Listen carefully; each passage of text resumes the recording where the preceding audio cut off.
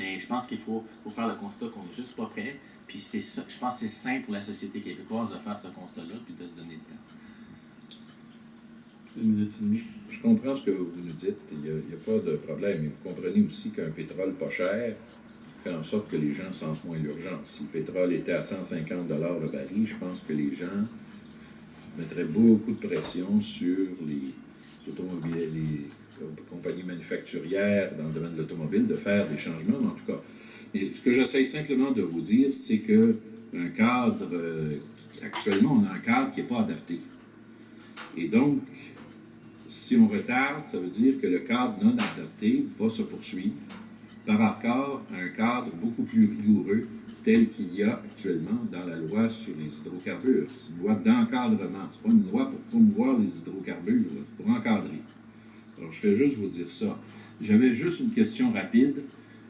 Vous demandez à ce que le mode de financement de Transition énergétique Québec ne soit lié d'aucune façon à une éventuelle contribution des redevances, provenance des redevances sur l'exploitation des hydrocarbures.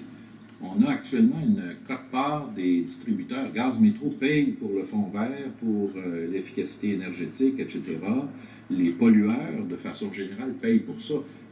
Ai-je bien compris, vous n'êtes pas en désaccord avec le fait que ces compagnies-là payent pour... Il faudrait que je vérifie la formulation, mais dans 20 secondes, c'est uniquement la production d'hydrocarbures. Donc, on n'est pas en train... Donc, l'exploitation des hydrocarbures éventuelle. Que les compagnies qui vendent, qui distribuent des carburants, comme c'est le cas actuellement via le marché du carbone ou des redevances à la régie, contribuent, aucun problème. Mais là, on parle d'une éventuelle contribution des compagnies qui exploiteraient le pétrole ou les hydrocarbures québécois. C'est là qu'on a un problème. Vous allez pouvoir continuer l'échange avec l'opposition officielle, avec la députée de Sanguinet, pour une période de 9 minutes. Merci, M. le Président. Je souhaite la bienvenue, M. Bourque et Chaperon. Ça me fait plaisir de vous entendre. Disons qu'on a l'occasion d'entendre des gens qui ont des visions différentes. Le spectre est large et c'est toujours agréable de voir s'élargir le spectre sous nos yeux. Écoutez, je regarde vos recommandations rapidement. La première recommandation, vous dites, on fait scission. Mais au-delà de nous, ce qu'on avait dit, là, les parties, c'est-à-dire la deuxième partie du projet de loi, on le pousse à plus tard. On verra plus tard qu'est-ce qu'on va faire avec les hydrocarbures. Vous m'arrêtez si je me trompe, là, mais c'est ce que j'ai compris, c'est pas très compliqué jusqu'à là. Recommandation 3, c'est de dire, tant aussi longtemps qu'on n'aura pas passé le projet de loi sur les hydrocarbures, on arrête toute production, exploration, exploitation des hydrocarbures au Québec. Ça, c'est ce que je comprends. Autrement dit, vous faites une forme de moratoire sur la production d'hydrocarbures au Québec et d'exploration. C'est un peu ça, là. Bon, ça, c'est une chose. Vous parlez d'acceptabilité sociale. Ce que je comprends, là, je simplifie. Vous dites, l'acceptabilité sociale, c'est quelque chose qui est difficile dans le cas des hydrocarbures. Les gens ne sont pas nécessairement prêts à ça. On n'a pas, disons qu'on n'a pas encore une planification assez intelligente de la gestion du territoire pour s'assurer que ça soit fait dans l'acceptabilité sociale. C'est ce que vous me dites, c'est ce que vous avez dit. C'est ça. OK. Donc, pour vous, une façon d'assurer l'acceptabilité sociale dans l'ensemble des ressources naturelles, c'est de dire on pousse les hydrocarbures parce qu'il n'y aura jamais d'acceptabilité sociale, en tout cas pas à brève échéance, à cause de ça. C'est ce que vous me dites? Oui, bien, dans le fond, moi, je ne pousse pas indéfiniment. Je pense que socialement, le débat faut qu'il reste sur la table. C'est important de le faire. L'avenir, on ne sait pas ce qui nous réserve. Et il ne faut pas oublier que les hydrocarbures, c'est sûr que de les brûler, c'est la pire des choses que l'humanité ne peut pas faire, mais les hydrocarbures servent aussi à des fins non énergétiques. Et je pense que ça serait de se mettre la tête dans le sable que s'imaginer qu'on pourrait se passer aussi des usages non énergétiques des hydrocarbures. Je pense qu'il faut avoir une vision globale par rapport à ça.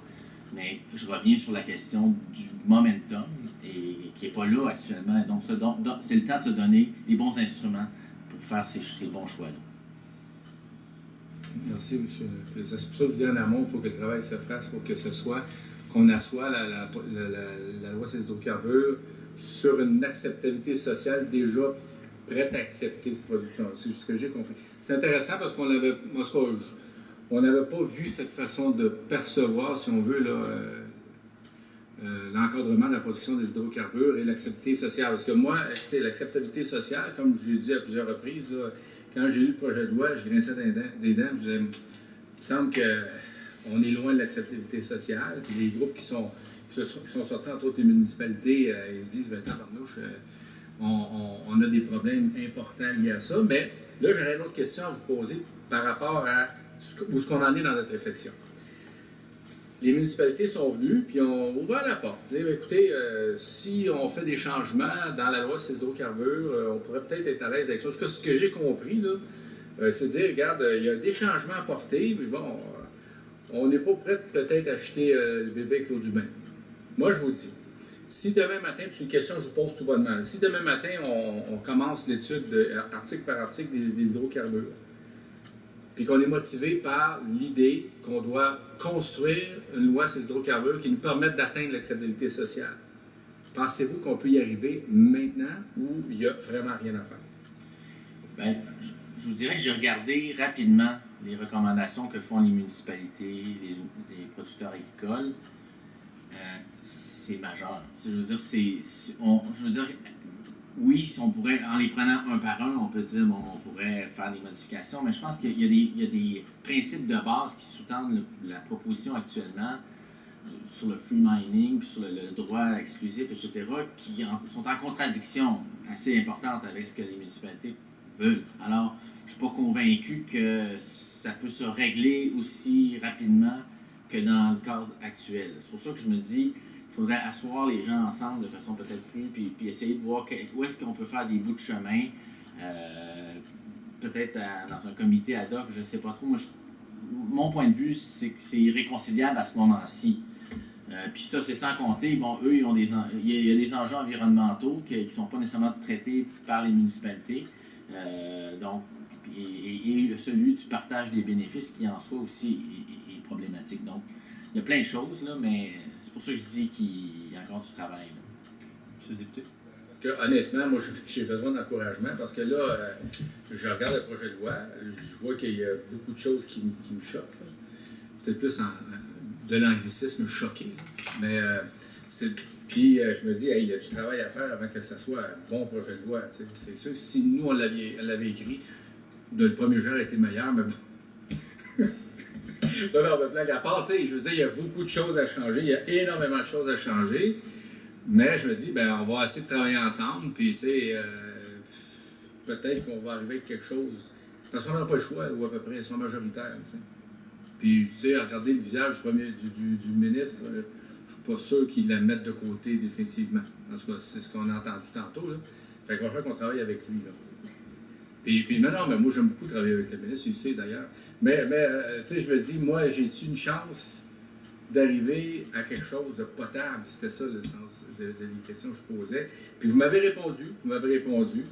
Et disons que j'ai beaucoup de travail à faire, autrement dit.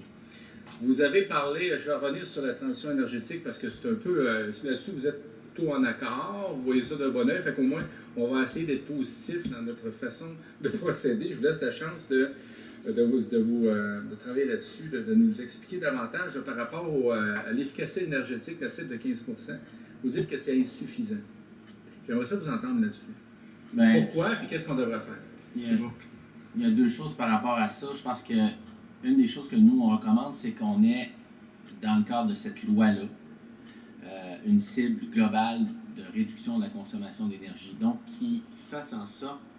D'ailleurs, si vous lisez la politique énergétique, il y a un constat très important dans la politique qui est bien formulé, à l'effet que les Québécois, pour toutes sortes de raisons, on est parmi les plus grands consommateurs d'énergie au monde. Et juste sur le plan de l'équité planétaire, ça ne fait pas de sens. Là. Je pense que sur le plan éthique, on doit absolument se dire qu'il faut réduire notre consommation. Donc, dans 10 ans, dans 20 ans, il faut consommer moins qu'aujourd'hui. La réalité, c'est qu'en général, lorsqu'on fait des mesures d'efficacité énergétique, que ce soit 10 ou 15 %, ce que ça fait, c'est que ça limite notre croissance d'augmentation de consommation. Donc, on n'est pas en train de diminuer, on fait juste augmenter moins vite. C'est un peu le genre de cible qu'on a là, avec un 15 %. Ça ressemble à... Parce que là, on parle de global. Là. Je ne parle pas d'une cible dans l'électricité ou une cible dans le gaz ou quoi que ce soit. Il y a des secteurs qui ont diminué, mais au niveau global, lorsqu'on prend les hydrocarbures et tout. Donc, l'idée, c'est de dire, donnons-nous une cible fixe qui vise une réduction globale de la consommation. Puis pour revenir aux 15 c'est si on regarde les dernières années, c'est ça qu'on a fait, à peu près. Donc, sur une aussi longue période de temps, 15 je veux dire, c'est presque le cours normal des affaires. Parce qu'il se fait toujours de l'efficacité, les gens veulent économiser, il y a des nouvelles technologies qui apparaissent, etc. C'est pas conditionnel à des efforts importants là, pour limiter la consommation. Il reste 30 secondes, M. C'est avec justement l'arrivée de la transition énergétique Québec, on peut espérer avoir un rendement supérieur au niveau de l'amélioration de l'efficacité. Bon, c'est bien compris. Je vous remercie beaucoup de votre présentation, c'est très intéressant. Merci. Merci, M. le député Sanguinet. Alors, nous allons passer à la deuxième opposition pour un bloc de 6 minutes. Oui. Alors, Madame la députée de Saint-Hyacinthe. Merci, M. le Président. Bonjour. Vous disiez tantôt, asseyons-nous ensemble et trouvons une façon de gérer notre territoire. Mais vous savez, si on n'est pas capable en ce moment de s'entendre, je ne vois pas comment que... Il va toujours en avoir des pour et des contre, pareil. Soyons réalistes. Je veux vous entendre là-dessus, à moins que vous ayez vraiment une solution qui sort de l'ordinaire que... Il faut voir c'est qui les gens qui sont autour de la table. C'est sûr qu'il y a des gens qui sont, par exemple, contre un type de développement et ceux qui sont pour. Mais au centre, il y a ceux qui administrent le territoire. Une municipalité, c'est sa responsabilité. Donc, elle pourrait être pour le développement parce que c'est bien pour sa municipalité, mais elle a des responsabilités aussi pour s'assurer que son territoire est bien géré et que ses ressources sont bien. Alors, elle ne peut pas être juste pour et contre un développement. Il faut que l'encadrement qui le permette respecte ses propres responsabilités. Et c'est ça que les gens nous disent, les municipalités, les agriculteurs. Ce n'est pas des gens qui sont en faveur du développement parce qu'ils veulent en profiter ou qui sont contre parce qu'ils trouvent que ça ne fait pas partie de la vision de développement de ce siècle. C'est des gens qui se disent, nous, on a des responsabilités, on a un territoire qui nous appartient d'une certaine façon, sur lequel on a des responsabilités, des devoirs. Et on pense que ce cadre réglementaire-là va pas il rentre en contradiction avec ces responsabilités-là. Alors, c'est le message qu'ils vous envoient. Vous leur posez la question, il va y avoir l'UMQ tantôt qui va venir, et c'est le message qu'ils vont vous livrer. Moi, c'est le constat que je fais, là.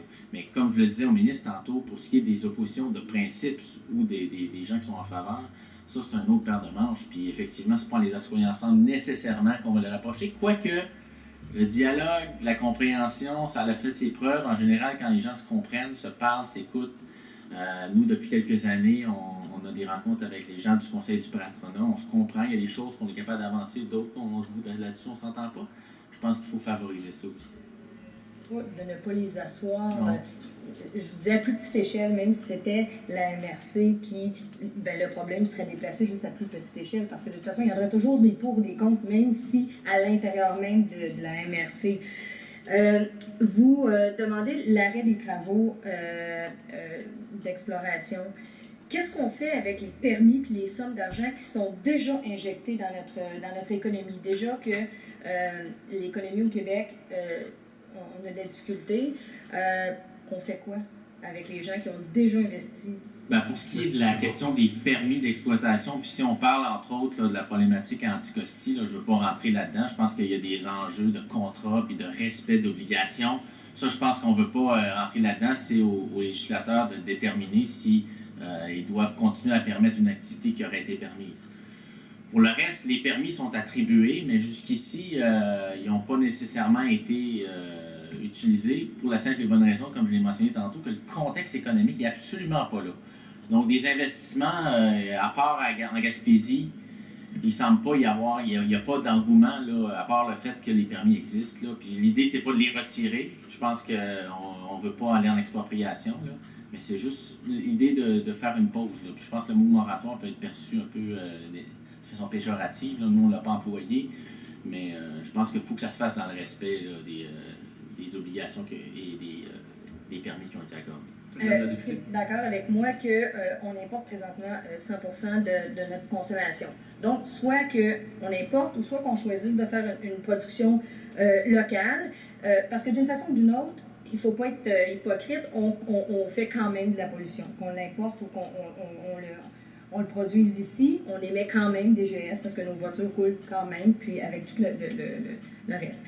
Alors, on a évidemment des choix à faire. Ça serait pas mieux, puis je vous pose la question, d'envisager de faire une production locale, d'utiliser ces profits, des profits des quotes-parts pour les investir en innovation dans le transport en commun, dans les énergies vertes, pour faire des projets de pilote. Vous allez voir dans notre mémoire, on fait état que ça fait presque une décennie que les conseils régionaux de l'environnement militent pour une transition énergétique, pour une réduction de la consommation de pétrole.